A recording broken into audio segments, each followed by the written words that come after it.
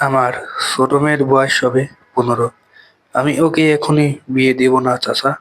এত বড়লোক বাড়ির প্রস্তাব ফিরিয়া দিবা? বুঝা কথা কইও বক্কর। ঘরে আমার বিয়ের যোগ্য আরো একটা মেয়ে আছে, তাকে রেখে ছোট মেয়েকে বিয়ে দিই কি করে? কাশিম ঘটক মুখ কালো করলেন। মুখের ভিতর এক গাদা পান। তিনি লাল দাঁতগুলো বের করে বললেন, তোমার ছোট মাইয়ারে পছন্দ করছে ওনারা, মাইয়ারে সুখে রাখবে, বোঝো না কেন? এত শোক দরকার নেই, আপনি এখন যান। আমি এই বিষয়ে আর কথা বলতে চাচ্ছি না। কাশিম চাচা নিজের রাস্তা ধরলেন। একবার পিছু ফিরে বললেন, আরেকবার ভাইবা দেখো বক্কর, সোনায় মুড়াইয়া রাখবো তোর মাইয়ারে, এত সুখ টিনে ঘরে পাইব না। বক্কর ফরাজি বিরক্ত হয়ে বাজারের রাস্তা ধরলেন। পাশের গ্রাম থেকে তার ছোট মেয়ের বিয়ের প্রস্তাব এসেছে। খানদানি বংশ, তবে তিনি চান না ছোট মেয়েকে এত তাড়াতাড়ি বিয়ে দিতে। গরমে গ্রামের মানুষ অতিষ্ঠ প্রায়। বিকেলবেলা গাছের নিচে কিংবা পুকুর ঘাটের পাড়ে বসে আছেন অনেকেই। আজ তুলনামূলক একটু বেশি গরম পড়েছে। ফিরোজা বেগম সবে রান্না সেরে পাকঘর থেকে বের হলেন। মাটির ঘরের সামনেই তার ছোট ছেলে ফাহাদ খেলনা নিয়ে খেলছে। তিনি মৃদু হেসে কপালের ঘাম শাড়ির আঁচল দিয়ে মুছিয়ে ঘরে ঢুকলেন। চারপাশে চোখ বুলিয়ে দুই মেয়েকে খুঁজেও পেলেন না। কপাল কুঁচকে এলো তার। তিনি ঘর থেকে বেরিয়ে গলা ছেড়ে ডেকে উঠলেন মেয়েকে। ময়ূরী, কই তুই?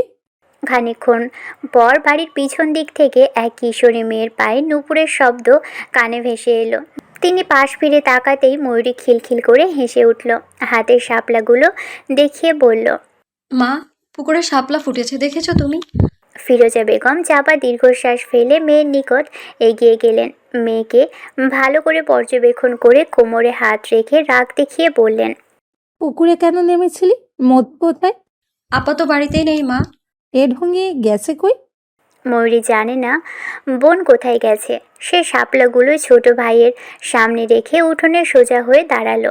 কলপাড়ের দিকে যেতে গিয়ে আবারও পিছু ফিরে মায়ের ক্লান্ত বদন পানে তাকিয়ে বলল, ও মা, আমাকে একটা কাপড় বের করে দাও না ঘর থেকে। ফিরোজা বেগম বিরক্ত হয়ে ঘরে ঢুকলেন। মেয়ের জন্য একটা কাপড় বের করে কলপাড়ে গিয়ে দিয়ে এলেন। ময়ূরী গোসল সেরে বের হলো।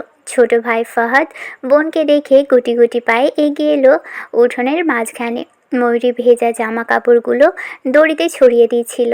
হঠাৎ শাড়ির আঁচলে টান লাগায় মাথা নিচু করলো। ছোট ভাইকে অমন মায়া মায়া চোখে ঠোঁট ফুলিয়ে তাকিয়ে থাকতে দেখে মুচকি হেসে কোলে তুলে নিল। গায়ে জায়গায় জায়গায় মাটি লেগে আছে। সে ভাইয়ের গাল টেনে দিয়ে বলল, তোকে কতবার পরিষ্কার করে দেবো ভাই, এত মাটি দিয়ে কেন খেলিস? ফাহাদ বোনের গলা জড়িয়ে ধরে গালে ছোট্ট করে চুমু খেলো। ময়ূরী হাসলো। বাচ্চাটা বলল, তুমি গোসল করছো? ময়ূরী মাথা নাড়ল। ফাহাদ বলল, চলো বাইরে গোসল যাই। ফিরোজা বেগম শলা ঝাড়ু হাতে নিয়ে মগে করে পানি একটু একটু করে উঠানে ছিটিয়ে দিচ্ছিলেন। ছেলের কথা কানে আসতেই বললেন, খবরদার, কেউ বাড়ির বাইরে পা রাখবি না, তোর আব্বা জানলে রাগ করবেন। ময়ূরী লক্ষ্মী মেয়ের মতন মাথা নেড়ে ভাইকে নিয়ে তাদের বাড়ির পুকুর পাড়ে গেল। পুকুর পাড়ে বড় একটা জাম গাছ আছে, আর সেই গাছে ময়ূরীর আব্বা একটা দোলনা বেঁধে দিয়েছেন। পুকুরের এক কোণায় তাদের ছোট্ট একটা নৌকো বাঁধা। ময়ূরীদের বাড়িটা বেশি বড় নয়। এই তো বাড়ির পাশে একটা ছোট্ট পুকুর, উল্টো পাশে সবজির বাগান, আর বাড়িতে টিনের দুটো মাঝারি সাইজের ঘর, আর রান্নাঘরের সামনে একটা মাটির ছোট ঘর, মাঝে আছে উঠোন। কোনো রকম মাটির ঘরে ছোট্ট একটা সোনার সংসার। ময়ূরীর বাবা বক্কর ফরাজি। তিনি পেশায় কৃষক হলেও বাজারে তার একটা চায়ের দোকান আছে। সেটা তিনি রাতে চালান। সংসারটা ভীষণ ছোট। দুই মেয়ে এবং এক ছেলে নিয়ে দুজনে ছোট্ট সংসার। বড় মেয়ে মধু, সে ইন্টার পরীক্ষা দিয়েছে এবার। ছোট মেয়ে পঞ্চদশী দিলরুবা, তবে ভালোবেসে সবাই ময়ূরী বলেই ডাকে। সে 10ম শ্রেণীর ছাত্রী। আর একমাত্র ছেলে ফাহাদ, সে বাচ্চা বলতে গেলে, একটা বিচ্ছু, বয়স সবে 3। ময়ূরী ভাইকে নিয়ে দোলনায় বসল। ফিরোজা বেগমের কিছু মনে পড়তেই তিনি উঠোন ঝাড়ু দিতে দিতে আর চোখে ছেলে মেয়েদের দিকে তাকিয়ে বললেন, ময়ূরী, তোর আব্বা তো আজকে ক্ষেত দেখতে যায়নি। ভাইকে নিয়ে একটু পেছনের রাস্তা দিয়ে দক্ষিণ দিকের ক্ষেতে গিয়ে দেখ তো, তোর আব্বা কই? ময়ূরী মাথা নাড়িয়ে ভাইকে কোলে তুলে নিল। বাগান পেরিয়ে বাড়ি থেকে বের হয়ে গ্রামের সরু রাস্তা ধরে দক্ষিণ পাড়ার ক্ষেতের দিকে রওনা হলো। তাদের মোট 4টা ক্ষেত, একটা দক্ষিণ পাড়া, একটা চেয়ারম্যান বাড়ির পাশে আর বাকি 2টা চেয়ারম্যান বাড়ির পিছনে। সে জায়গাগুলো বিশাল বড়। ময়ূরী ক্ষেতের কাছে গিয়ে চারপাশে চোখ বোলালো। ধান ক্ষেতের মাথায় হালকা বাতাস তুলছে, কিন্তু তার বাবার কোথাও দেখা নেই। সে ফাহাদকে কোলে নিয়ে ক্ষেতের ধার ধরে হাঁটতে লাগলো। ফরাদ মাঝে মাঝে বোনের গলা জড়িয়ে ধরে বলছে। আব্বু কই আপা? ময়ূরী মৃদু হেসে বলল। আব্বা তো মনে হয় বাড়ি চলে গেছে ভাই, আমরা হয়তো দেখিনি। ঠিক তখনই দূরের মোড় ঘুরে চেয়ারম্যান সাহেব হেঁটে আসছিলেন। তার সঙ্গে আরও কয়েকজন সম্মানিত লোক, পরনে ঝকঝকে পাঞ্জাবি পাজামা। সামনের লোকজনের হাতে পানের ডালা, ফল আর নানান প্যাকেট। ময়ূরী দ্রুত রাস্তার পাশে সরে গিয়ে দাঁড়ালো যেন তাদের চলাচলে অসুবিধা না হয়। ফাহাদ হাত নেড়ে হেসে বলল। আপা মানুষ। চেয়ারম্যান সাহেব মেয়েটিকে দেখে পা থামালেন, চোখ মৃদু কুঁচকে তাকিয়ে বললেন। এই সময়ে খেতে কি করছিস? ময়ূরী ভদ্রভাবে মাথা নিচু করে ফেলল। ফাহাদ ততক্ষণে বোনের কোলে থেকে হাত ছুঁড়ে সবাইকে দেখছে। বোনের মাথার কাপড় টেনে ধরেছে। চেয়ারম্যান সাহেবের দৃষ্টি কিছুটা স্থির হয়ে গেল ময়ূরীর উপর। ময়ূরী ইতস্তত করে বলল। জি দাদা, আম্মা পাঠালো আব্বাকে দেখতে, খেতেই আছেন ভেবেছিলাম। তোর আব্বা তো বাজারে গেছে, আসার সময় দেখা হয়েছিল। বাড়ি যা। লোকজনের ভিড় সামনের দিকে এগিয়ে যেতে লাগলো, কিন্তু চেয়ারম্যান সাহেব পিছন ফিরে একবার দীর্ঘক্ষণ ময়ূরীর দিকে তাকিয়ে রইলেন। ময়ূরীর বুকের ভিতর কেমন একটা অস্বস্তি খেলে গেল। সে দ্রুত ফাহাদকে বুকে জড়িয়ে নিয়ে বাড়ির পথ ধরল। ময়ূরী বাড়ি ফিরে দেখল মধু পুকুর পাড়ে বসে গুনগুন করে গান গাইছে। আম্মা বোধহয় বাড়িতে নেই। ময়ূরী গুটি গুটি পায়ে মধুর নিকট এগিয়ে এলো। ডাগর ডাগর চোখে বোনের কাণ্ড দেখে অবাক স্বরে বলল। তুই কই ছিলি আপা? আমি পুরো গ্রাম খুঁজে এলাম তোকে। সামনে বসা মধু মায়াবী মুখে মিষ্টি হাসি টানল, ইশারায় কাছে যেতে বলল। ময়ূরী ভাইকে নিয়ে পুকুরের সিঁড়িতে বসতেই মধু ফিসফিস করে বলল। রাজু ভাইয়ের সাথে দেখা করতে গিয়েছিলাম। রাজু ভাইয়ার সাথে দেখা কেন করতে গিয়েছিলি? মধু লাজুক হাসল, ওনার কোনা মুচকে বলল। তুই বুঝবি না। ময়ূরী ভ্রুকুচকে বোনের লজ্জা মাখা মুখশ্রী দেখে তীক্ষ্ণ চোখে তাকিয়ে রইল। হঠাৎ বোনকে অবাক করে দিয়ে জিজ্ঞেস করল। তোরা প্রেম করিস তাই না? আম্মা জানলে তোর পাছা লাল করবে। মধু তড়িঘড়ি করে ময়ূরীর মুখ চেপে ধরল। ছোট ভাইয়ের সামনে কিছু বলা মানে আম্মার কানে সে খবর পৌঁছে দেওয়া। ফাহাদ পিটপিট করে বড় বোনের দিকে তাকিয়ে বলল। তুমি আবার মুখ ধরছো কেন? মধু শুকনো ঢোক গিলল। মেয়েটার ঘাম ছুটে গেছে ভয়ে। ময়ূরী উঠে দাঁড়ালো, একবার বোনের দিকে আর চোখে তাকিয়ে গলা শক্ত করে বলল। ধ্বংসের খেলায় নামিস না আপা। ভাইকে নিয়ে ঘরে এসে ঘরের লাইট জ্বালিয়ে বাবার জন্য কল চেপে জগ ভর্তি পানি এনে ঠান্ডা শরবত বানিয়ে রাখলো সে।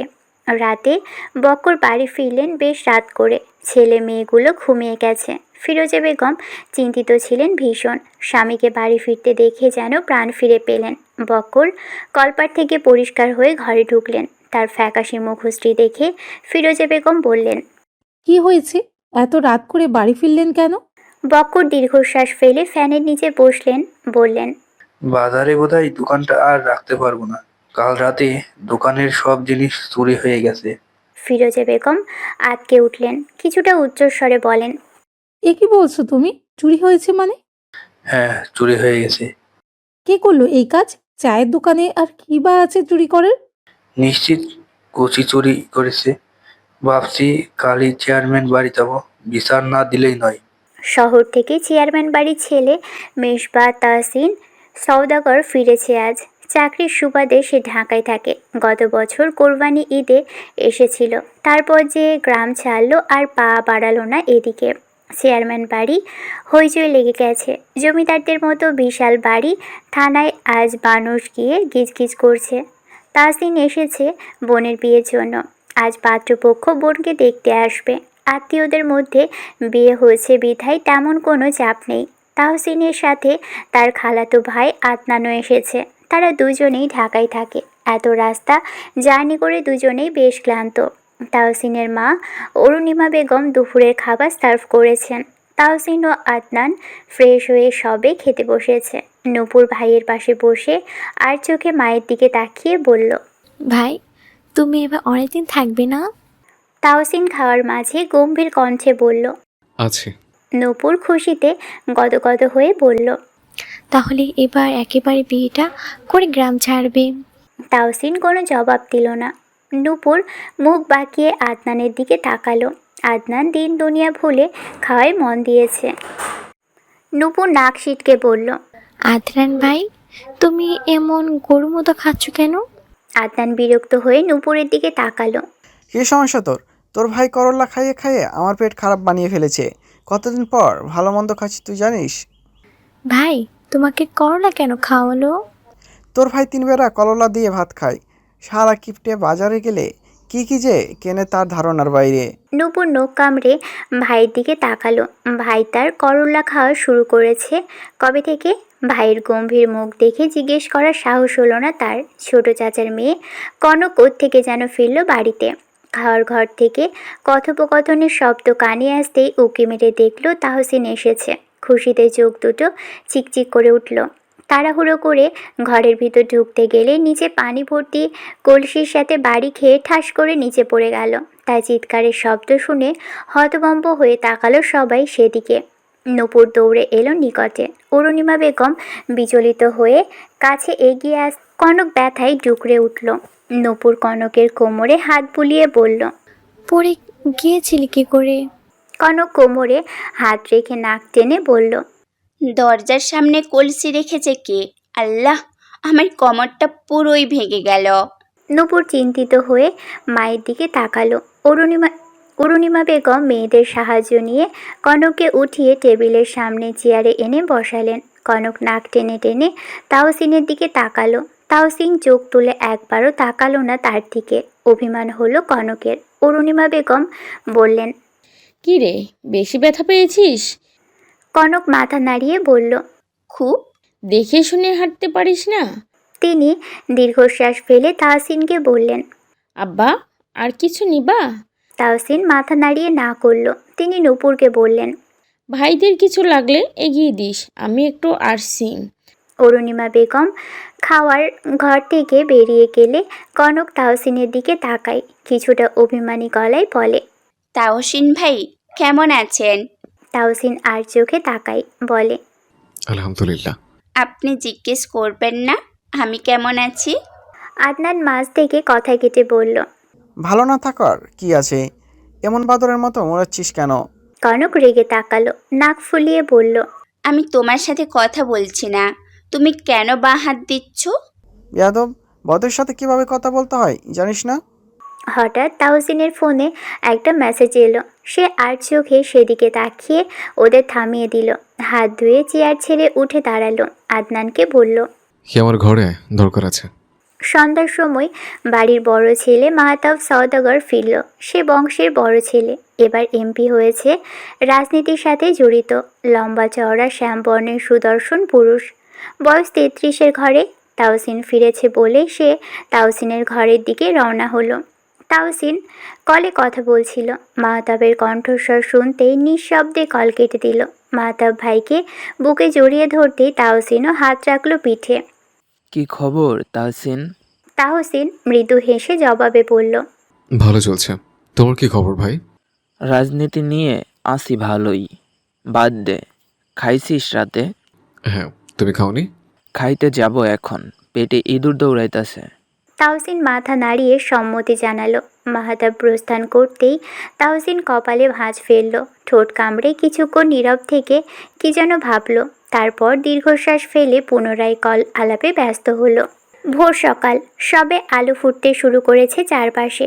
আকাশে পাখিগুলো কিচিরমিচির শব্দ করে উড়ে বেড়াচ্ছে। চেয়ারম্যান বাড়ির বিশাল গেট পেরিয়ে বের হলো তাহসিন। প্রতিদিন সকালে তার হাঁটতে বের হওয়া অভ্যেস আছে। প্রতিদিনের মতো আজও সে হাঁটতে বের হয়েছে। গায়ে হালকা ছাই রঙা একটা গেঞ্জি আর ট্রাউজার। সকালের মোহনায় পরিবেশ চোখে আটকে আসছিল। পশ্চিম দিকের পুকুর ঘাটের কাছে আসতেই হঠাৎ পা থেমে গেল তার। কপালে ভাঁজ ফেলে ঘাটের সিঁড়ির দিকে নজর যেতেই দেখতে পেল একটা ছোট বাচ্চা খিলখিল করে হাসছে। আর ঠিক তার সামনে এক অচেনা কিশোরী কন্যা ভেজা গায়ে শাপলা ছিঁড়ে এনে বাচ্চাটার সামনে রাখছে। গাঢ় নীল রঙের শাড়িটা ভিজে গেছে, মাথার দুপাশে বেনি গাঁথা লাল ফিতা দিয়ে, গালে এক অদ্ভুত রক্তিমাভা। মেয়েটা নিজেও বাচ্চাটার সাথে খিলখিল করে হাসছে। পায়ে নুপুরের শব্দে চারপাশটা অদ্ভুতভাবে থমকে আছে। তাহসিন কপাল কুঁচকে ফেলল। এ মেয়ে কে? এই গ্রামের মেয়ে বলে তো মনে হচ্ছে না, চিনতে পারছে না সে। হঠাৎ মেয়েটা চোখ তুলে উপরে তাকালো। শ্যামবর্ণের অচেনা এক পুরুষকে দেখেই কিছুটা ঘাবড়ে গেল সে। দুজনের চোখে চোখ পড়তেই তাহসিন নিজেও যেন বিব্রত হলো খানিক। বাচ্চাটা তাহসিনকে দেখে কেঁদে উঠল শব্দ করে। নীরবতা ছিন্ন করে বাচ্চাটার কান্নার শব্দ কানে গিয়ে বিঁধল। মেয়েটা চমকে উঠে ভাইকে বুকে টেনে নিতেই তাহসিন গম্ভীর কণ্ঠে বলল, কে তুমি? মেয়েটা শুকনো ঢোক গিলে ভাইকে কোলে নিয়ে উঠে দাঁড়ালো। তাড়াতাড়ি সিঁড়ি বেয়ে বাড়ির পথে পা বাড়ানোর সময় একবার পিছু ফিরে তাহসিনের কুঁচকে আসা চোখের দিকে তাকিয়ে বলল, দিলরুবা, আমি দিলরুবা ফরাজি। ময়ূরী কাচুমাচু করে ভেজা শরীরে দাঁড়িয়ে আছে উঠানে। ফিরোজা বেগম রেগে তাকিয়ে আছেন মেয়ের দিকে। সকাল হতে না হতেই মেয়েটা উড়াল দিয়েছে। ময়ূরীকে কোনো উত্তর দিতে না দেখে তিনি ভীষণ রেগে গেলেন। হাতে রাখা লাঠিটা উঁচিয়ে বললেন, বলবি নাকি মেরে হাঁটি গুঁড়ো করবো? ময়ূরী আর চোখে ফাহাদের কান্না দেখে মিনমিন করে বলল, চেয়ারম্যান বাড়ির ঘাটে গিয়েছিলাম। কেন গিয়েছিলি? বাড়ি থেকে কেন বের হয়েছিস? হ্যাঁ, তোর আব্বা কি বলেছিল ভুলে গেছিস? পাখা গজিয়েছে। আম্মা, আমি কি দরকার ছাড়া কখনো বাড়ির বাইরে বের হই? ভোর সকাল বলে ভাইকে নিয়ে একটু বের হয়েছিলাম। পুকুরে শাপলা দেখে তোমার ছেলে গলা ফাটিয়ে চিৎকার শুরু করেছিল, তাই তো পুকুরে নেমেছিলাম আমি। আজকেই শেষ, এমন দুঃসাহস আর দেখাবি না। যা গিয়ে পরিষ্কার হয়ে রান্নাঘরে আয় আমার সাথে। ময়ূরী আটকে উঠে বলল, রান্নাঘরে যাব কেন? রান্না শিখতে হবে না? শ্বশুরবাড়ি গিয়ে কি করবি? পানি সেদ্ধ করে ডিম ভেজে খাইয়ে দেবো আম্মা। পানি আবার সিদ্ধ করে কিভাবে? চুলায় গরম দিলেই সেদ্ধ হয়ে যায়। ফিরোজা বেগম কপাল চাপড়ে বিরক্ত হয়ে সরে গেলেন। মেয়ে দুটো হয়েছে একদম বতের হাড্ডি। বড়টা তো কোনো কথা শুনেই না, আর ছোটটা হয়েছে বাঁদর। ময়ূরী সকাল সকাল গোসল সেরে স্কুলে যাওয়ার জন্য তৈরি হলো। খাওয়া দাওয়া শেষে বাড়ি থেকে বেরিয়ে পাশের বাড়ি মানে তার চাচার বাড়ির সামনে এসে উচ্চস্বরে শবনমকে ডেকে উঠল। শবনম তার চাচাতো বোন, দুজন একই ক্লাসে পড়ে। খানিকক্ষণ পর বাড়ির ভিতর থেকে শবনম বেরিয়ে এলো। মুখ দেখে মনে হয়েছে ভীষণ রেগে আছে। ময়ূরী জিজ্ঞেস করার আগেই শবনম ঝাড়ি মেরে বলল, বালের জীবন, আম্মা আবার শুরু করছে চিল্লাচিল্লি। দুজনেই স্কুলের পথে পা বাড়িয়েছে। স্কুল বাড়ি থেকে কিছুটা দূরে। দুজনের গায়ে আকাশি রঙের বোরখা আর সাদা হিজাব। ময়ূরী চোখ জোড়া তাক করলো শবনমের রাগান্বিত বদনখানায়। চাচি কেন বকেছে? আব্বা মদ গেলে কাল রাতে বাড়ি এসে ঝামেলা করেছে, তোরা শুনতে পাসনি? আমি তো ঘুমিয়েছিলাম। উফ, কলিজা ভাজা ভাজা করে ফেললো আব্বা। এই মানুষটা একটু শান্তি দিল না। ভাইও টাকা চাওয়ার পর থেকে আর খোঁজ খবর নেয় না। অশান্তি আর অশান্তি। শবনমের বাবা বক্কর ফরাজির বড় ভাই।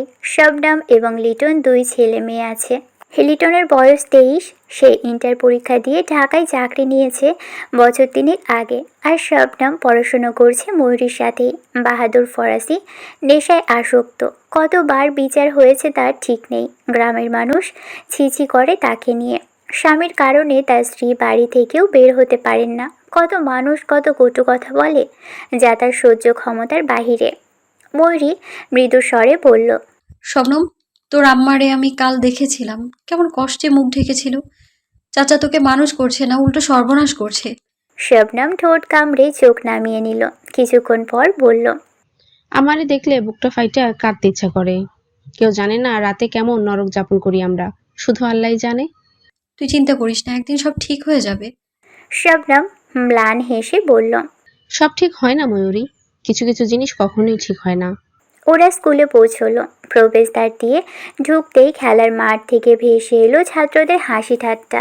শবনম গিয়ে বেঞ্চে বসে বই বের করতে লাগলো। কিন্তু ময়ূরীর মন আজ অন্য জায়গায়। ভোর সকালে ঘাটে দেখা সে অচেনা চোখ দুটো তার মাথায় ঘুরছে বারংবার। ওর বুকের ভিতর অদ্ভুত কাঁপুনি হয়েছে। সে দেখেছিল শ্যামবর্ণের সেই সুদর্শন পুরুষকে। সাহেব সাহেব একটা ভাব আছে লোকটার মধ্যে। হাতে ফোন নিয়ে গম্ভীরভাবে দাঁড়িয়েছিল সিঁড়ির উপরে। অদ্ভুত চোখে তার দিকেই তাকিয়েছিল লোকটা। ভীষণ অদ্ভুত সেই দৃষ্টির মানে। বিকেলবেলা ময়ূরীদের বাড়িতে চেয়ারম্যান সাহেব এলেন কোচিকে সাথে নিয়ে। সাথে তার ছোট্ট নাতি রুহুল এসেছে। ফিরোজা বেগম ব্যস্ত হয়ে হালকা নাস্তার ব্যবস্থা করলেন। বাড়ির উঠোনে বসেছেন সবাই। চেয়ারম্যান সাহেব গম্ভীর মুখে কোচির দিকে তাকিয়ে বললেন, বক্কর যা বলেছে সব সত্য কথা কুচি। কোচি চুপ করে রইল। বয়স বেশি নয়, 29 থেকে 30 হবে। 2 বিয়ে করেছে। 2 বউ নিয়ে সংসার করতে গিয়ে নাজেহাল অবস্থা। দিনের বেলা মিষ্টির কাজ করলেও রাতে চুরি করার স্বভাব আছে তার। গতকাল বক্করের দোকানে যা ছিল সব চুরি করেছে সে। চেয়ারম্যান সাহেবের ভয়ে আর মিথ্যা কথা বলতে পারল না সে।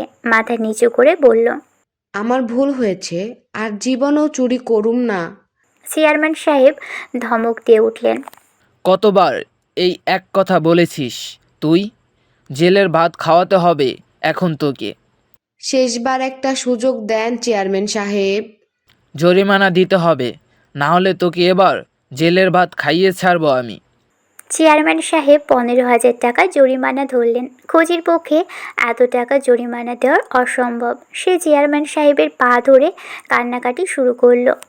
বক্কর দীর্ঘশ্বাস ফেলে আর চোখে একবার স্ত্রীর দিকে তাকিয়ে বললেন, আমার জরিমানা চাই না চাচা, আপনি শুধু ওকে বুঝিয়ে দেন ও যেন কখনো আমার দোকানের আশেপাশে না আসে।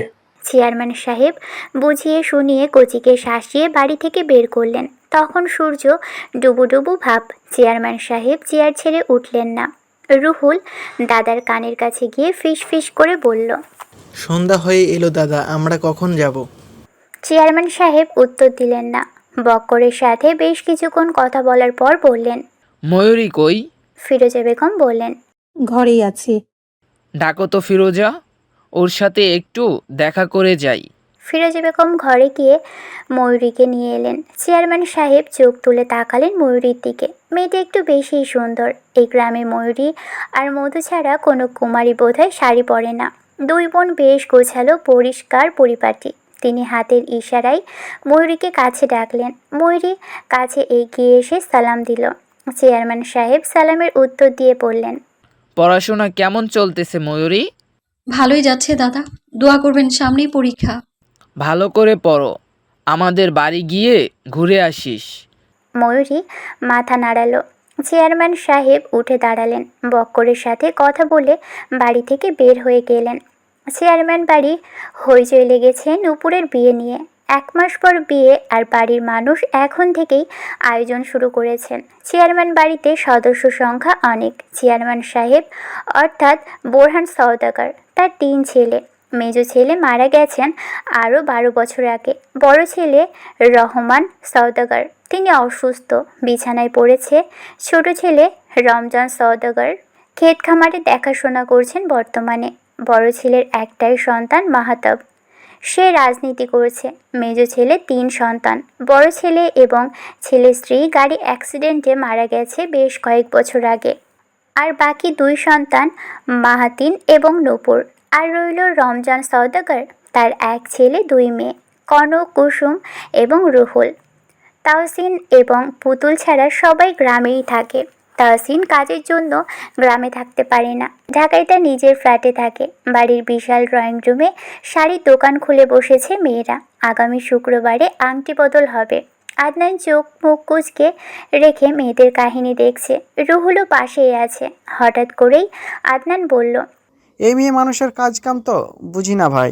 সেই বিকাল থেকে শাড়ি দেখা শুরু করেছে, আর এখন রাত 10টা বাজতে চলল। রুহুল বলল, তুমি চোখ খুলে রাখছো কেন? বন্ধ করে রাখো। তুই চুপ থাক, রাহুলের বাচ্চা। বিয়ে কর, তারপর বুঝবি। বিয়ে করার শখ আমার নেই। তুমি যদি চাও তাহলে বলো, একটা মেয়ে খুঁজে বিয়ে দিয়ে দেই। আমি কি তোর আশায় বসে আছি হাদারাম? আমি আরও 1 ধাপ এগিয়ে আছি।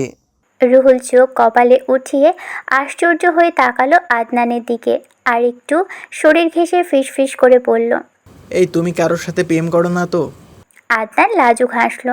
রুহুলের মনে হলো মেয়েদের মতো শুধু শুধু লজ্জা পাচ্ছে আদনান। আদনান বলল, একটা আছে, মানে যার কাছে পুতুলকে রেখে এসেছে তাহসিন। হিমি আপু? আদনান মাথা নাড়ায়। রুহুল নাক সিটকে বলে, ইস হিমি আপু তোমার থেকে বয়সে বড় জানো না? তো তো মানে তোমার আব্বা তোমার পুক্কি ভেঙে গলায় ঝুলিয়ে দেবে জানো? আদনান বিরক্ত হয়ে নাকমুখ কুঁচকে সেখান থেকে উঠে দাঁড়ায়। হিমি তাদের টিমের একজন, বয়সে আদনানের থেকে 2 বছরের বড়। মেয়েটাকে সে পছন্দ করে চাকরিতে যোগ দেওয়ার পর থেকেই। সে দীর্ঘশ্বাস ফেলে আশেপাশে তাকিয়ে তাহসিনকে খুঁজেও পেল না। সে বাড়ির বাইরে বের হলো। তাহসিন বাগানে এসে সিগারেট ধরিয়েছিল। আদনানকে দেখতেই দুজন বাড়ি থেকে বের হলো অন্ধকারে নিশ্চুপে। রাত 10টা মানে গ্রামে তখন গভীর রাত। প্রত্যেকটা বাড়ির লাইট বন্ধ হয়ে গেছে। ঘাট পেরিয়ে ওরা দুজন আর একটু সামনে আসতেই দুজন নরনারীর ফিসফিসিয়ে কথা বলার শব্দ শুনতে পেল। আদনান ভয়ে তাহসিনের হাত জড়িয়ে ধরে ভীত কণ্ঠে ফিসফিস করে বলল, দেখ ভাই, আমি এখনো বিয়ে শাদী করিনি। এই অকালে ভূতে ঘাড় মটকালে আমার বউ বিধবা হয়ে যাবে। তাহসিন বিরক্ত হয়ে আদনানের হাত ঝাড়া মেরে ফেলে দিয়ে বলল, মূর্খ, এটা মানুষের কণ্ঠস্বর। অসম্ভব, এ রাত করে কে বট গাছের নিচে প্রেমালাপ করবে? তাহসিন দাঁত চেপে বলল। শালা, চুপ করবি নাকি থাপড়ে মুখের আকার বদলে দেব? আদনান চুপ হলে তাহসিন এগিয়ে যায় গাছের নিকটে। চওড়া গলায় বলে, কে ওখানে? সাথে সাথে তার পাশ দিয়ে কেউ দৌড়ে ছুটে গেল। তাহসিন হতভম্ব হয়ে তাড়াতাড়ি ফোনের ফ্ল্যাশ অন করে পিছনে ধরেও দেখতে পারল না। আদনান চিৎকার দিয়ে তাহসিনের পা জড়িয়ে ধরেছে। তাহসিন ফোন সামনে ধরতেই বাকরুদ্ধ হয়ে গেল। অস্পষ্ট স্বরে বলল, মধুমিতা? মধু ভয়ে কাঁপছে। মেম্বারের ছেলে রাজুর সাথে তার প্রেমের সম্পর্ক। দেখা করতে এখানে এসেছিল। ভয়ে চোখে পানি চলে এসেছে। তাহসিন গম্ভীর হলো মুহূর্তেই। দৃষ্টি নত করে আদনানের অবস্থা দেখে দাঁত চাপল। উঠবি নাকি অন্য ব্যবস্থা নেব? আদনান উঠল না, অমন করে বসে রইল। সে দীর্ঘশ্বাস ফেলে গম্ভীর চোখে মধুর দিকে তাকালো। এই রাত করে এখানে কি করছো মধুমিতা? মধু আমতা আমতা করে বলল, আগে বলুন, আব্বাকে কিছু বলবেন না? বলবো না। মধু শুকনো ঢোক গেলে মাথা নিচু করে বলল, মেম্বারের ছেলে রাজু ভাইয়ের সাথে আমার একটা সম্পর্ক আছে। হোয়াট? মধু হাত একত্রিত করে বলল, দয়া করে আব্বাকে কিছু বলবেন না ভাইয়া, আব্বা জানলে আমাকে মেরেই ফেলবে। তাহসিন ধমকে উঠল মধুকে। রাগ যেন মাথায় চড়ে বসেছে। রাজুর ব্যাপারে কিছু জানো তুমি? কোন আক্কেল এত রাতে বাইরে বাইরে বের হয়েছে, আবার বলছো আব্বাকে না বলতে? মধু ডুকরে উঠল ভয়ে। তাহসিন মাথা ঠান্ডা করে আদনানকে সাথে করে মধুকে ওর বাড়ি অবধি দিয়ে এলো। রাজুকে নিয়ে সাবধানও করলো, যত পারে তত যেন ওর থেকে দূরে থাকে। বক্কর চাচার মেয়ে যে এমন হবে সেটা তাহসিনের ধারণার বাহিরে ছিল। তার আদর্শে বড় হয়ে কিনা মেয়ে কালো জগতে পা রাখছে। রাজু এই গ্রামের মেম্বারের ছেলে। বখাটে গ্রামে মেয়েদের বিরক্ত করা ওর কাজ। আর সেই ছেলের সাথেই কিনা মধু প্রেমের সম্পর্কে জড়িয়েছে। পরের দিন ছিল শুক্রবার। সেদিন সকালে তাহসিন আদনানকে নিয়ে ময়ূরীদের বাড়ি এলো। বক্কর হাত মুখ ধুয়ে গামছা দিয়ে মুখ পরিষ্কার করছিলেন। এত সকাল সকাল তাহসিনকে দেখে ব্যস্ত হয়ে বারান্দায় চৌকিতে বসতে দিলেন। তাহসিন সালাম দিয়ে ভালো মন্দ জিজ্ঞাসা করলো। ফিরোজা বেগম রান্নাঘরে রান্না করছিলেন। তাহসিনকে দেখে চা বসিয়েছেন। বক্কর বললেন, গ্রামে কবে আসছো তাসিন? কত বছর পর আমার বাড়িতে আসলা? তাহসিন বলল, পরশু এসছে চাচা, ভাবলাম আপনার সাথে একবার দেখা করে আসি। ভালো করেছো। পুতুল ভালো আছে? তাহসিন মৃদু হাসল। কণ্ঠে উদাসীনতা থাকলেও হেসে বলল, আল্লাহ ভালো রাখছে চাচা, কিন্তু ও তো গ্রামে আসতে চায় না, বাড়িতে এলেই কান্নাকাটি করে, তাই ঢাকে রেখে এসছে। কি বলো এইসব? ওটুকু মেয়ে একা ঢাকায় থাকতে পারবে? আমার এক বান্ধবীর কাছে আছে, আগামী শুক্রবারে চলে যাব ভাবছি। যাক ভালো। আদনান চৌকিতে পা উঠিয়ে বসে ময়ূরীদের পুরো বাড়িটা পর্যবেক্ষণ করছে। ছোটোখাটো একটা বাড়ি। ফিরোজা বেগম গলা ছেড়ে ছোট মেয়েকে ডাকলেন রান্নাঘরে। তাহসিন আর চোখে ফিরোজা বেগমের দিকে তাকিয়ে বক্করকে বলল, চাচা, মধুমিতার কি খবর? পড়াশোনা করছে? না আব্বা, ও উচ্চ মাধ্যমিক দিয়েছে এবার। ছোট মেয়েটার মতো ও পড়াশোনা তেমন একটা ভালো নয়, সে পড়তে চায় না। ভাবছি এবার বিয়েটা নিয়ে ভাববো। তাহসিন ভ্রুযুগল কুঁচকে বলল। ছোট মেয়ে মানে? ঠিক তখন ঘরের ভিতর থেকে এক কিশোরী কোমর সমান চুলগুলো হাত কোপা করতে করতে তাড়াহুড়ো করে ঘরের বাহিরে বেরিয়ে এলো।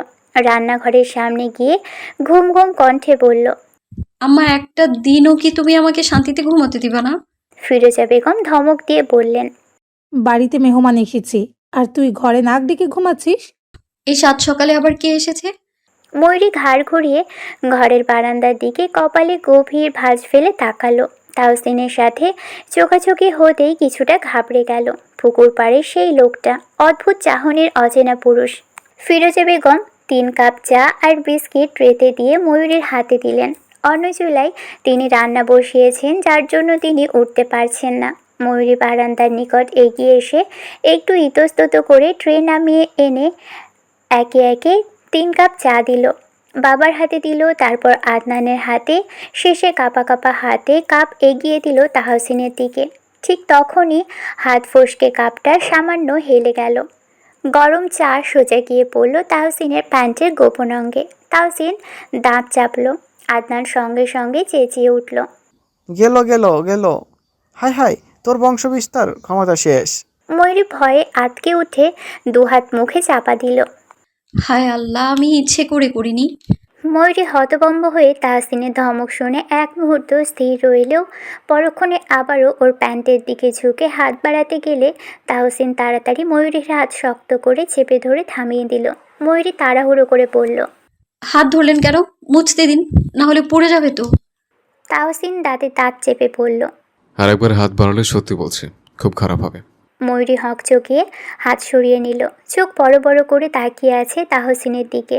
মুখ শুকনো, শ্বাস আটকে আসছে। আবার কি করতে যাচ্ছিল সে? লজ্জায় মুখ লাল হয়ে এলো হুঁশ ফিরতেই। আদনান বহু কষ্টে হাসি চেপে রেখেছে। ফিরোজা বেগম মুখে হাত দিয়ে ঢেকে তাকিয়ে আছেন। তার বুকের ভিতর কাঁপুনি শুরু হয়েছে।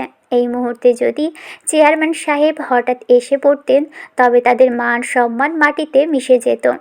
তাহসিন কপালে হাত দিয়ে দাঁত চেপে দীর্ঘশ্বাস ফেলল, কণ্ঠে বিরক্তি। এই মেয়েকে আর কারোর সামনে চা ধরতে দিয়েন না চাচা। ময়ূরী বলল।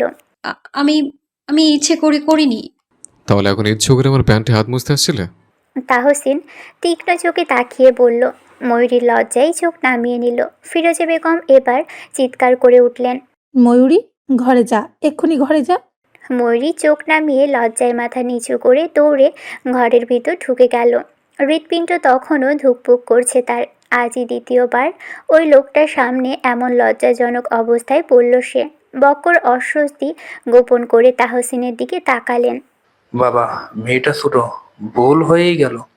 তাহসিন মৃদু কপাল চুলকে গম্ভীর গলায় পড়ল। ভুল মানুষ মাত্রই হয়, ঠিক আছে, সমস্যা নেই। তাহসিন উঠে দাঁড়ালো। আর চোখে ঘরের জানালার দিকে তাকাতেই ময়ূরীর সাথে চোখাচোখি হয়ে গেল।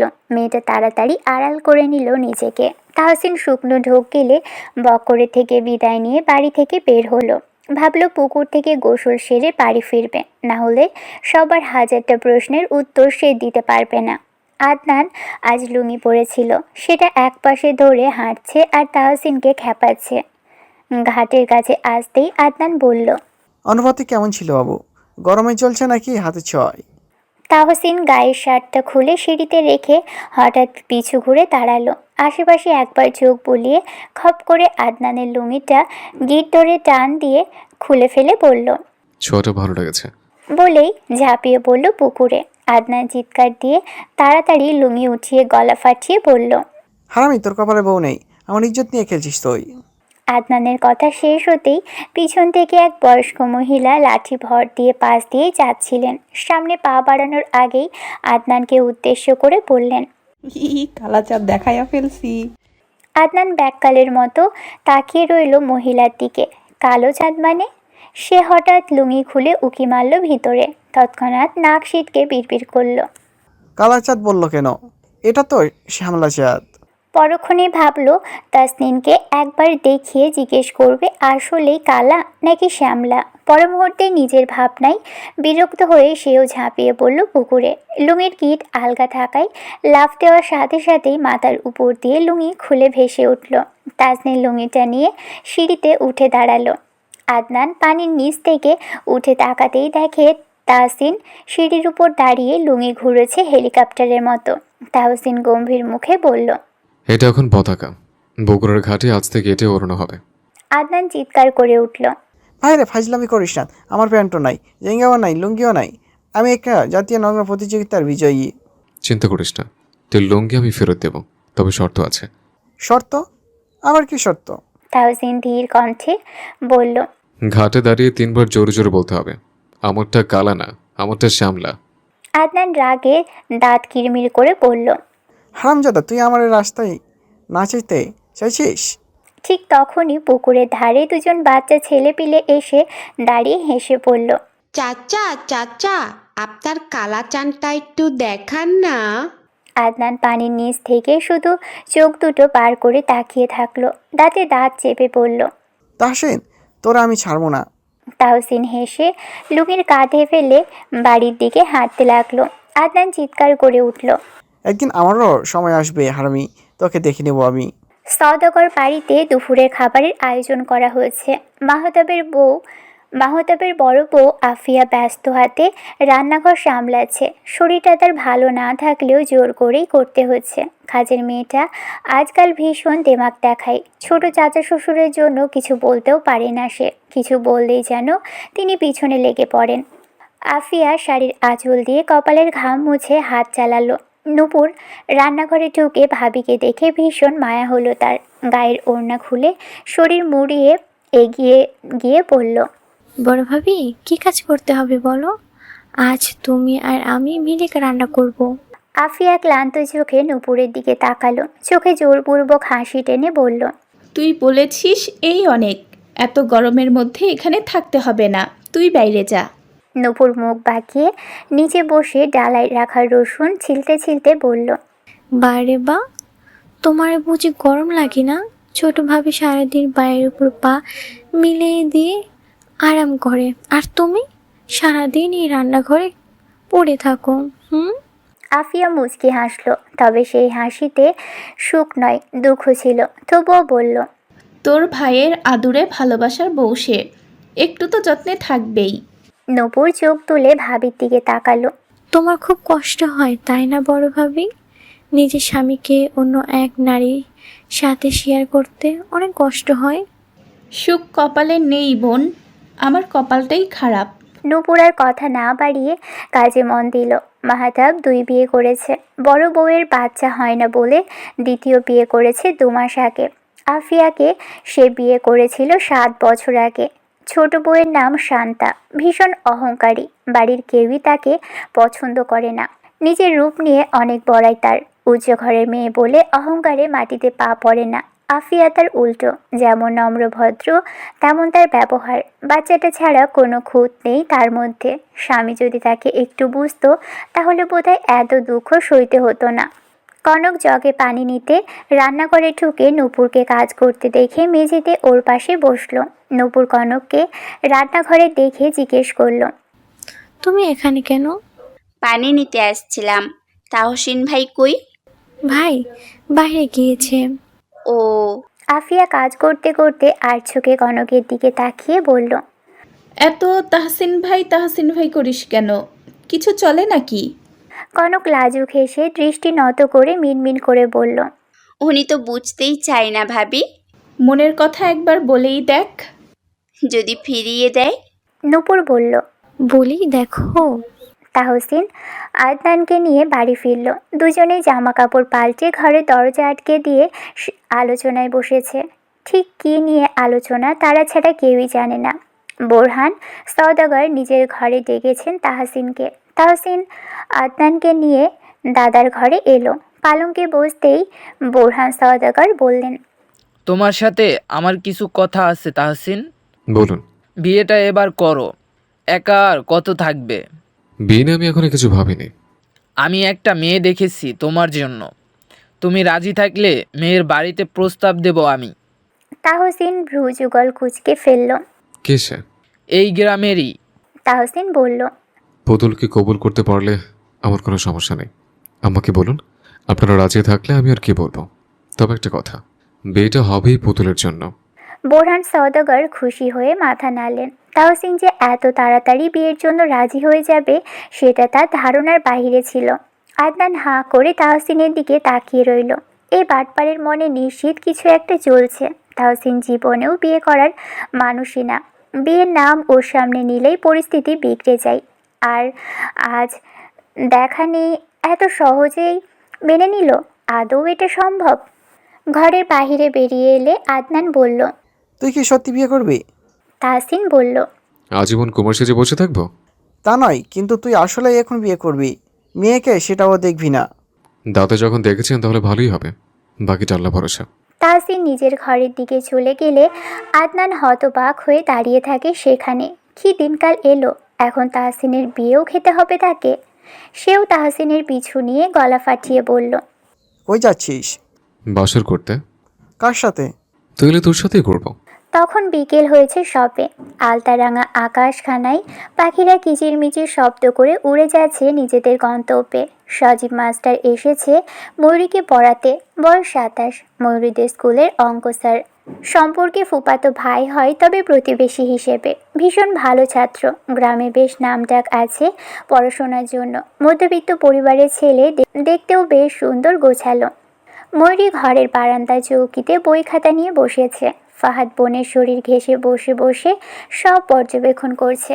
সজীব আর চোখে এদিক ওদিক তাকিয়ে জিজ্ঞেস করলো, ময়ূরী, তোর বোন কই? ময়ূরী বলল, আপাতত চাচার বাড়ি গেছে, চাচির শরীর খারাপ তাই সেখানেই আছে। ওহ।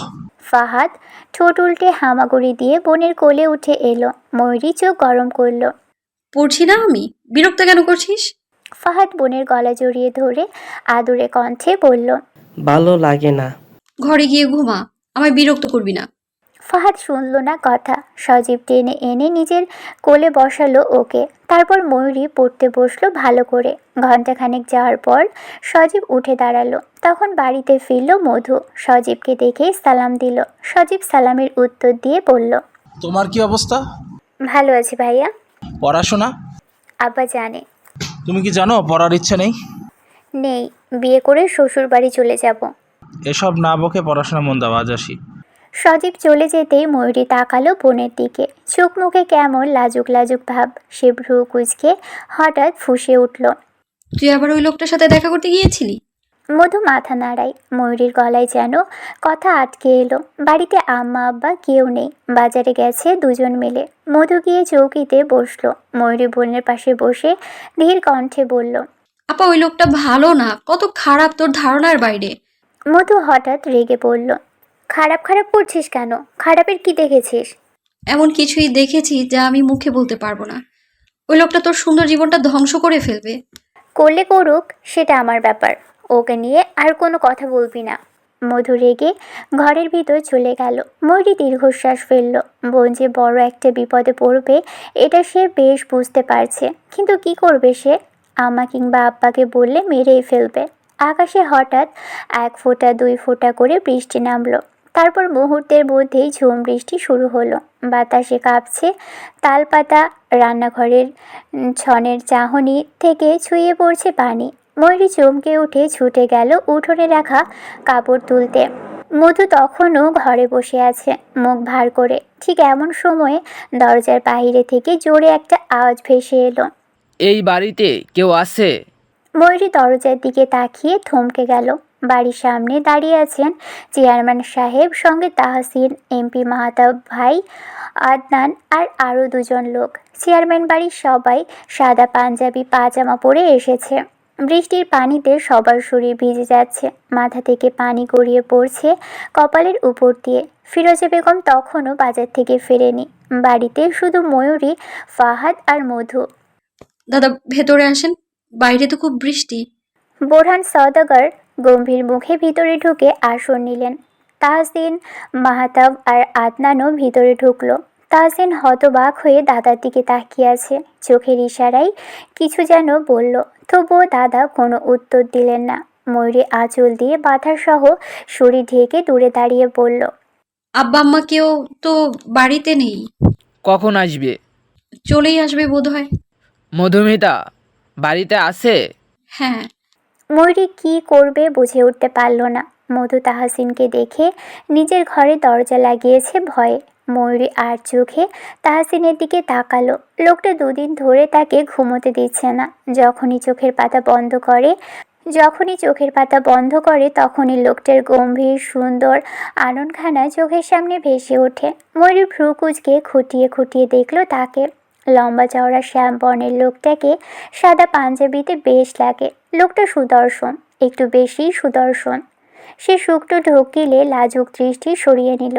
ফাহাদকে আদনান কোলে নিয়ে নাক টানছে তো আবার ঠেসে ধরে চুমু খাচ্ছে গালে। বাচ্চাটা ভীষণ আদুরে। ময়ূরী ভ্রু কুঁচকে আদনানের কাজ দেখলো। তার রাগ হলো ভীষণ। বাচ্চাদের এমন করে চুমু খেতে দেখলে তার বিরক্ত লাগে। বৃষ্টি বাড়ল। ময়ূরী ঘরে গিয়ে বিস্কিট আর কিছু শুকনো খাবার এনে রাখলো চৌকিতে। হঠাৎ এত মানুষ কেন এলো বাড়িতে বুঝতে পারছে না। মিনিট 10 পর বাড়িতে ফিরলেন বক্কর এবং ফিরোজা বেগম। বাড়িতে ফিরেই চেয়ারম্যান বাড়ির এত মানুষকে দেখে দুজনেই হতবাক হলেন। বক্করকে দেখে বোরহান সওদাগর বললেন, কইছিলা সেই কখন থেকে বসে আছি। ফিরোজা বেগম মেয়েকে নিয়ে ঘরে ঢুকলেন। বক্কর চেয়ার টেনে বসলেন বারান্দায়। একটু বাজারে গিয়েছিলাম চাচা, আজকে ময়ূরীর জন্মদিন, তাই ভাবলাম কিছু কিনে দেবো মেয়েটাকে। ভালো ভালো, কিছু কথা ছিল তোমার সাথে। কি বলবেন চাচা? দেখো, আমি ঘুরিয়ে পেঁচিয়ে কথা বলতে পারি না। আজ আমি তোমার কাছে একটা প্রস্তাব নিয়ে এসেছি। বক্কর আশ্চর্য হয়ে তাকিয়ে রইলেন। বোরহান সওদাগর বললেন, আমি তাহসিনের জন্য তোমার ছোট মেয়ের হাত চাইছি। ময়ূরকে আমার নাত বউ হিসেবে বেশ পছন্দ। বক্কর স্তব্ধ হয়ে বসে রইলেন। এমন সময় চেয়ারম্যান সাহেবের এমন প্রস্তাব যেন কিছুতেই মানতে পারছেন না। তাহসিন হাত মুঠো করে কপালে ঠেকিয়ে মাথা নিচু করে আছে। মাহতাব নিঃশব্দে হাত রাখল তাহসিনের কাঁধে। আজ দাদার ঘরে বেশ কথা কাটাকাটি হয়েছে তাহসিন আর দাদার মধ্যে। বক্কর চুপ করে রইলেন। কি বলবেন ঠিক বুঝে উঠতে পারছেন না। চেয়ারম্যান সাহেবকে মানা কি করে করবেন? তিনি শুকনো ঢোক গিলে কথা গুছিয়ে নিলেন। বললেন, মাফ করবেন চাচা, আমার মেয়ে এখনো অনেক ছোট। স্বামী সংসার বোঝার মতো বয়স তার হয়নি। পড়াশোনা করুক। এখন এই বিষয়ে চাপটা আমি দিতে চাই না। বোরহান সওদাগর হাসলেন। তিনি জানতেন বক্কর এমনটাই বলবেন। তিনি বললেন, তোমার মেয়েকে আমি পড়াবো। একবার ভেবে দেখো, মেয়ে তোমার বাড়ির কাছেই থাকবে। যখন ইচ্ছে হবে তখনই দেখতে পারবে। আমার তাহসিনের মতো আর একটা যোগ্য পাত্র কই পাবে তুমি? বক্কর আর চোখে তাহসিনের দিকে তাকালেন। ঠিক কথাই বলেছেন, তাহসিনের মতো পাত্র তিনি পাবেন না। কিন্তু কি করবেন তিনি? মেয়েটা যে অনেক ছোট, আবার বড় মেয়েরও এখনো বিয়ে হয়নি। আমি মানছি এ কথা, কিন্তু আমার বড় মেয়েরও তো এখনো বিয়ে হয়নি। আপনি জানেন বড় মেয়েকে ঘরে রেখে ছোট মেয়েকে বিয়ে দিই কি করে? বোরহান সওদাগর গম্ভীর হলেন। আমার প্রস্তাব দেওয়ার ছিল, দিয়েছি। এখন তুমি রাজি না হলে তোমার মেয়েকে আমার বাড়ির বউ বানিয়ে নিয়ে যাব। ইচ্ছে তোমার, জোর করে নিয়ে যাব নাকি নিজে নিজে থেকে বিয়েটা দিবে? আপনি ক্ষমতার জোর দেখাচ্ছেন আমাকে। দেখাচ্ছি। বক্কর কথা বাড়াতে পারলেন না। মাহতাব এই গ্রামের এমপি, বোরহান সওদাগর চেয়ারম্যান। অন্য গ্রামের প্রস্তাব ফিরিয়ে দিতে পারলেও চেয়ারম্যান বাড়ির প্রস্তাব প্রত্যাখ্যান করতে পারলেন না তিনি। হয়তো খারাপ কিছু হবে এই ভয়ে। বোরহান সওদাগর ঘাড় ঘুরিয়ে মাহতাবের দিকে তাকিয়ে বললেন, কাজী ডাকো মাহতাব। তাহসিন আশ্চর্য হয়ে বলল, আজকে? হ্যাঁ। কিন্তু আমি সময় চেয়েছি দাদা। সময়ের দরকার নেই। বোরহান সওদাগরের সাথে যে দুজন লোক এসেছিলেন তাদের মধ্যে একজনের হাতে মিষ্টির প্যাকেট ভর্তি, আরেকজনের হাতে দুটো শপিং ব্যাগ। তিনি ব্যাগ দুটো নিয়ে বক্করের হাতে ধরিয়ে দিয়ে বললেন, তোমার মেয়েকে তৈরি করো। বক্কর বললেন, একটু সময় নিলে হয় না? একটু বেশি তাড়াহুড়া করে ফেলছেন আপনি। আমার হাতে সময় নেই বক্কর। তোমার মেয়েকে নিয়ে চিন্তা করার কোনো দরকার নেই। সে তোমার বাড়ির পাশেই থাকবে। তাহসিন হঠাৎ করে বলে উঠল। তার আগে আমি একা ওর সাথে একটা কথা বলতে চাই। বক্কর দীর্ঘশ্বাস ফেলে উঠে দাঁড়ালেন। বুকটা হু হু করছে মেয়েটার জন্য। এমন প্রভাবশালী লোকেদের সাথে তিনি পেরে উঠবেন না। হয়তো ভালো করতে যেয়ে মেয়েটার খারাপ করে বসবেন তিনি। বক্কর ভিতরে গিয়ে স্ত্রীকে সব খুলে বললেন। ময়ূরী শব্দ করে কেঁদে উঠেছে বিয়ের কথা শুনে। তাহসিন বাইরে থেকে মেয়েটার কান্নার শব্দ শুনে রাগে চোখের পাতা বন্ধ করে ফেলল। কিছু বলতেও পারছে না, সইতেও পারছে না। বিয়েতে রাজি হওয়াটাই ভুল হয়েছে বোধহয়। ময়ূরীকে সাজানোর আগে তাহসিনের সাথে আলাদা করে কথা বলার সুযোগ করে দেওয়া হলো। মধু নিজের ঘর ছেড়ে মায়ের ঘরে এসেছে। ময়ূরী আর তাহসিন মধুর ঘরে। ময়ূরী নাক টানছে বারবার। তাহসিন ভ্রু কুঁচকে মেয়েটার কান্না দেখছে। নাক মুখ ইতোমধ্যেই লাল বানিয়ে ফেলেছে কিশোরী কন্যা। সে গম্ভীর হলো, লম্বা শ্বাস টেনে গমগমে কণ্ঠে বলল, কাঁদবেন আমার সামনে, চুপচাপ আমার কথা শোনো। ময়ূরী রাগে দৃষ্টি সরিয়ে মুখ ফুলিয়ে অন্যদিকে ফিরল। তাহসিন বলল, তুমি বয়সে আমার থেকে অনেক ছোট, জানো? আমার বয়স 28, মানে তোমার থেকে 12 বছরের বড়। তুমি কি তোমার থেকে এত বছরের বড় লোককে বিয়ে করতে রাজি? রাজি না থাকলে বলো। ময়ূরী তাকালো তাহসিনের দিকে। আপনি তো বুড়ো, কয়েকদিন পর লাঠিতে ভর দিয়ে হাঁটতে হবে আপনার।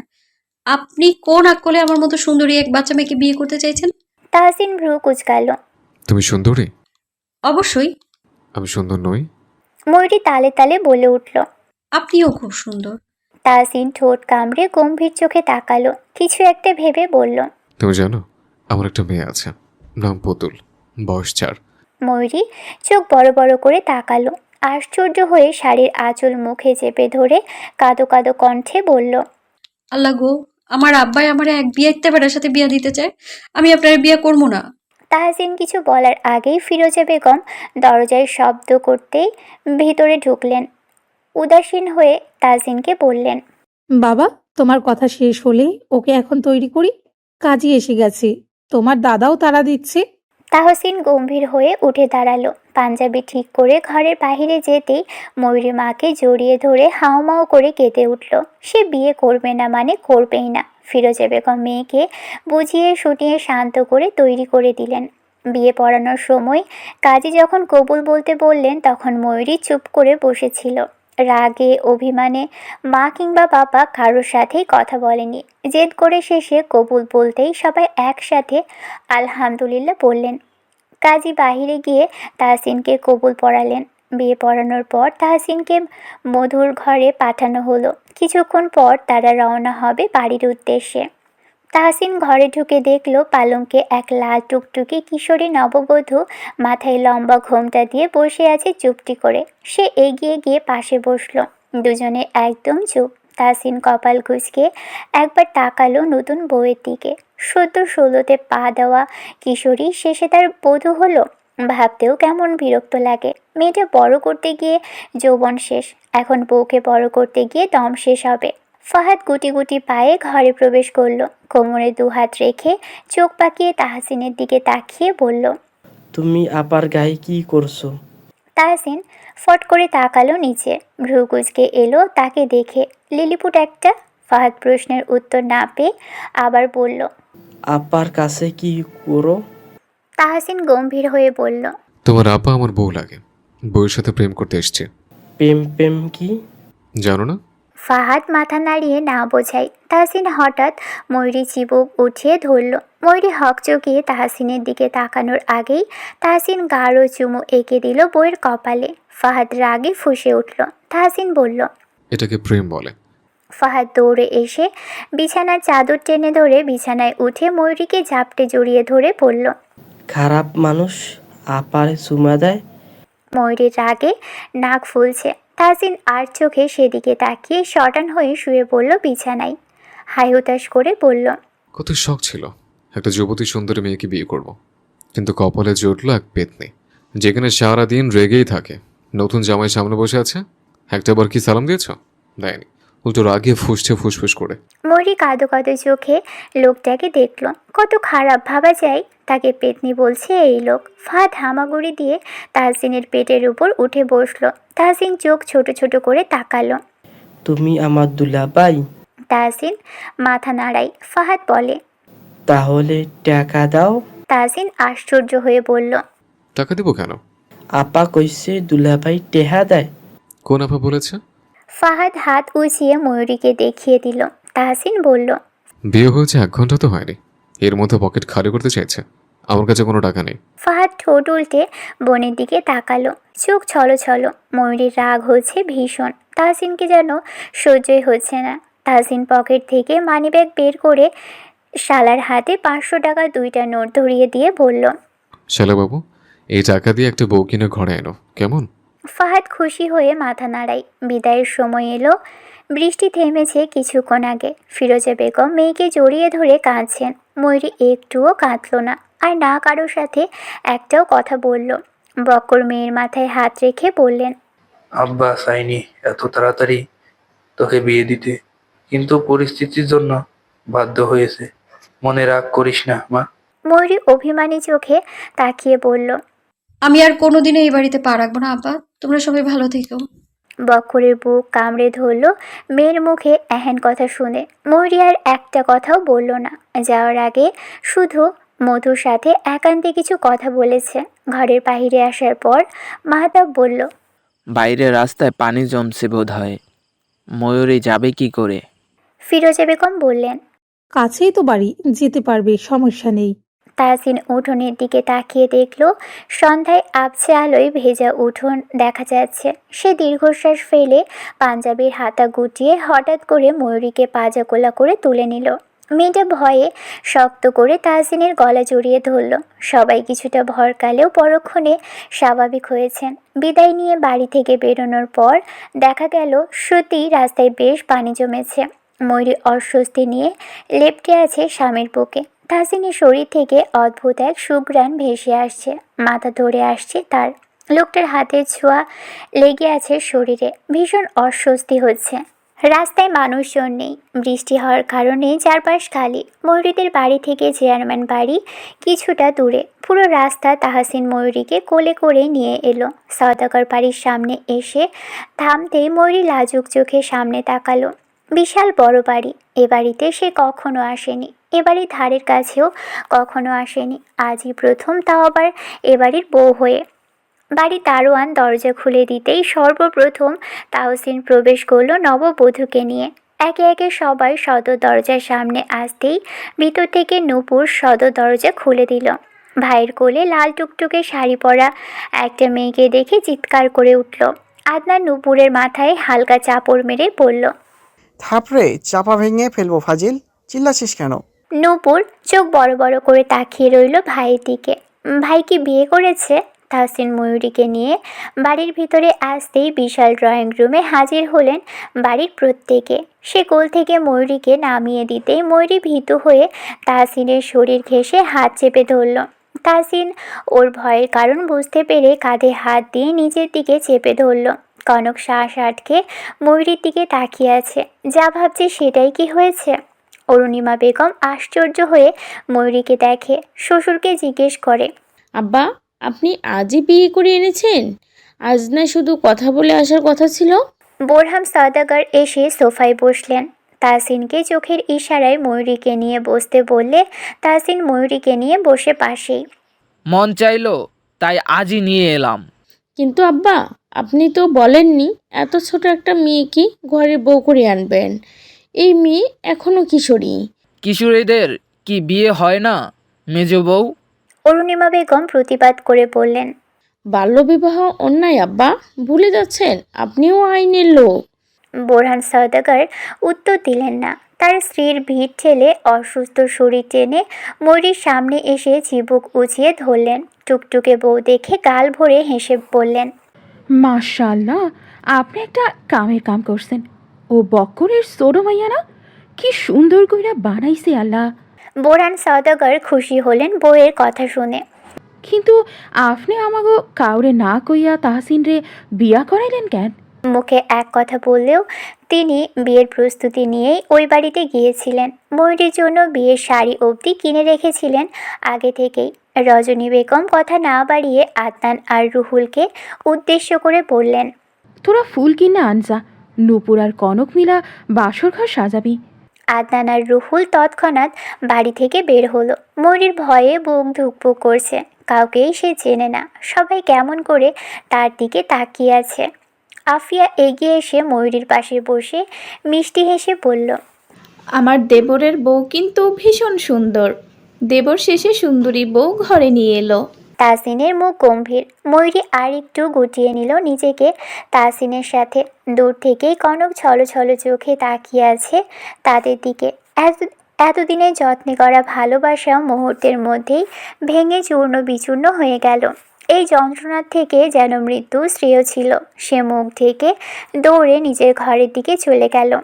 মাহাতাবের ছোট বউ শান্তা ময়ূরীর দিকে তাকিয়ে আছে প্রথম থেকেই। তার কেমন হিংসে লাগছে। মেয়েটা তার থেকেও 1000 গুণ বেশি সুন্দর। ভাবলেও শরীর জ্বলে যাচ্ছে। অরুণিমা বেগম শেষে দীর্ঘশ্বাস ফেলে নূপুরকে মিষ্টি আর পানি আনতে বললেন। নূপুর প্রস্থান করতেই রজনী বেগম তাহসিন আর ময়ূরীর দিকে মিষ্টি হেসে তাকিয়ে বললেন, আমার কালাসান সুন্দরী বউ পাইছে। শোনো নতুন বউ, জামাই কিন্তু খুব ভালো, বেশি বেশি ভালোবাসবা, তাইলে জামাই মাথায় উঠায় রাখবো। লজ্জায় মেয়েটার মুখ লাল বর্ণ ধারণ করলো। এই লজ্জা আর সইতে পারছে না সে। তাহসিন ঠোঁট কামড়ে হালকা ঘাড় বাঁকিয়ে নববধূর লাজুক বদনখানা দেখল। সত্যি মনে হচ্ছে মেয়েটা একটু বেশিই সুন্দর। তার গায়ের রং চাপা হলেও ময়ূরীর গায়ের রং উজ্জ্বল। অরুণিমা বেগম মিষ্টির বাটি শাশুড়ির হাতে দেওয়ার পর রজনী বেগম দুজনকে মিষ্টি মুখ করিয়ে পানি দিলেন। আদনান আর রুহুল ফুল আনার পরপরই নূপুর কুসুমকে নিয়ে বাসর ঘর সাজাতে ভাইয়ের ঘরে গেল। ময়ূরীকে নিয়ে রজনী বেগম নিজের ঘরেই গেলেন। তাহসিন কোথায় গেছে জানা নেই, তবে আদনান আর রুহুল আছে সাথে। রজনী বেগমের ঘরে আফিয়া, ছোট চাচি, ময়ূরী আর রজনী বেগম আছেন। ময়ূরীকে পালঙ্কে বসিয়ে আফিয়া এটা ওটা জিজ্ঞেস করছে। একই এলাকায় থাকলেও তাদের কখনো দেখা হয়নি। ময়ূরীকে তার বাড়ি থেকে বের হতে দেওয়া হতো না। অন্যদিকে চেয়ারম্যান বাড়ির কোনো মেয়ে বাড়ির বাইরে বের হয় না। রজনী বেগম আলমারি খুলে একটা বড় বাক্স বের করলেন। সেটা পালঙ্কের উপরে রেখে একজোড়া মোটা স্বর্ণের বালা, গলা চেন আর নাকফুল বের করে বক্সটা তুলে রাখলেন আলমারিতে। আফিয়া ময়ূরীর গায়ে স্বর্ণ পরিয়ে দিয়ে নাকে স্বর্ণের নাকফুল পরিয়ে দিতেই রজনী বেগম মুগ্ধ হয়ে তাকিয়ে রইলেন। নাকফুল পরাতেই যেন মেয়েটার সৌন্দর্য আরও বেড়েছে। একদম পাক্কা গিন্নি মনে হচ্ছে। তিনি ময়ূরীর পাশে বসে পড়লেন। ময়ূরী ছোট ছোট 2 হাত নিজের মুঠোয় নিয়ে বললেন, আজ থেকে এই সংসার তোমার। সংসার কিন্তু মন দিয়া করতে হইব।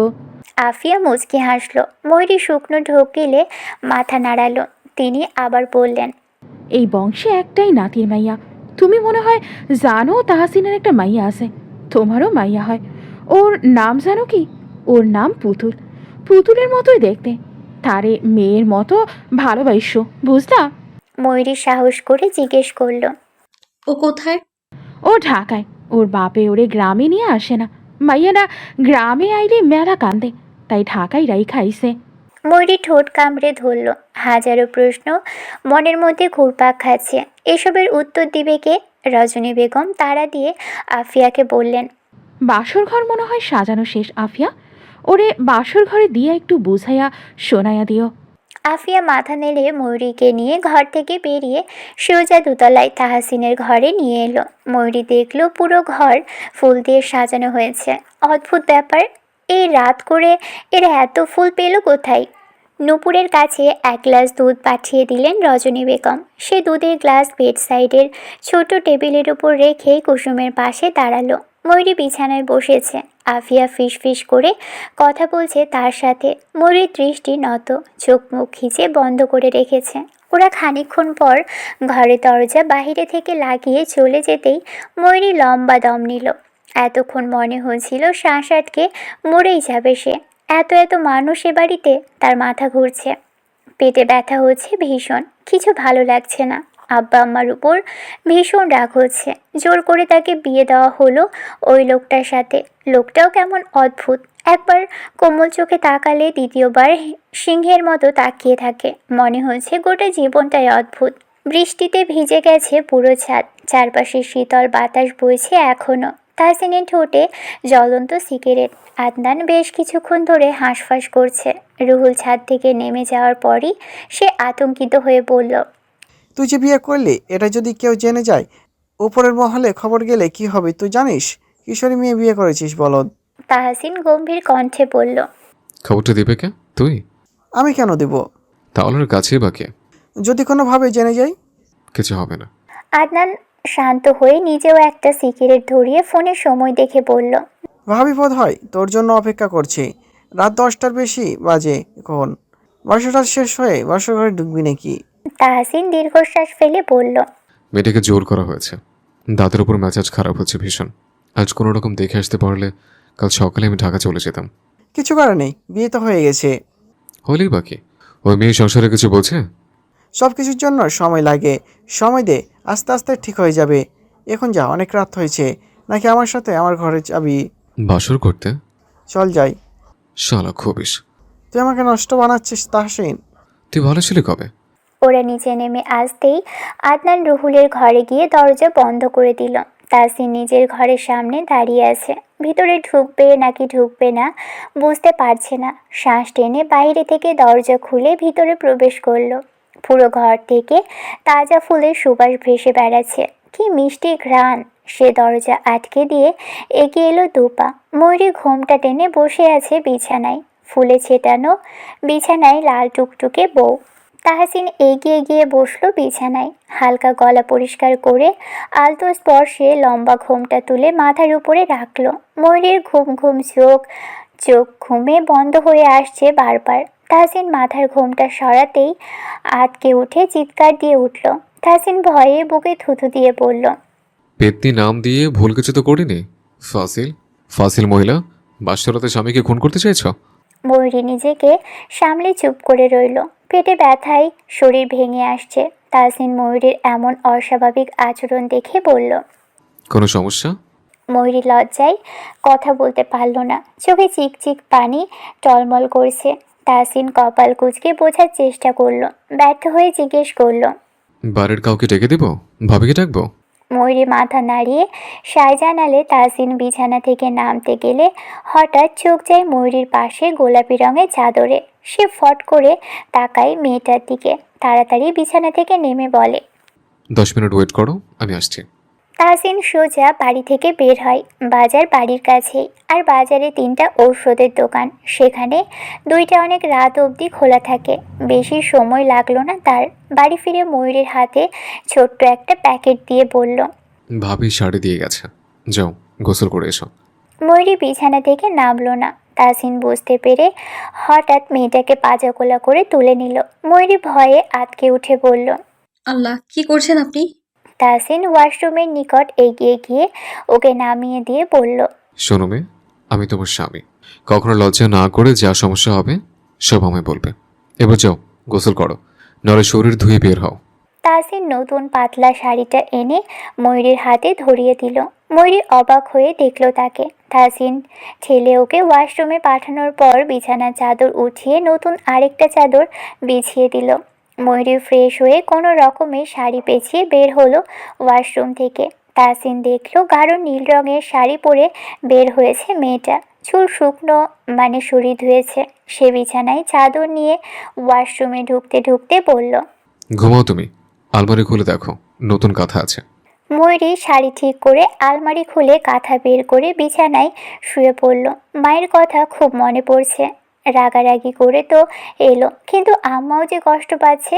সুন্দর সহজ জীবনটা হঠাৎই বদলে গেল। এক কিশোরী সদ্য 16তে পা দিয়েই বাবার বাড়ি ছেড়ে স্বামীর বাড়ি পা রাখলো, যেখানে সে কাউকেই চেনে না। এমন একজনের সাথে বিয়ে হয়েছে যার একজন সন্তান আছে। চোখের কোণা বেয়ে চোখের জল গড়িয়ে পড়ল। নিঃশব্দে ফুপিয়ে উঠল সে। কি লেখা আছে আগামীতে? উচ্চ বংশের পুত্রবধূ হয়ে ভাগ্য খুলল, নাকি অন্ধকারে পা রাখল সে? কে জানে এই কিশোরীর ভাগ্যে কি আছে, কি হবে, কিংবা কি হতে চলেছে।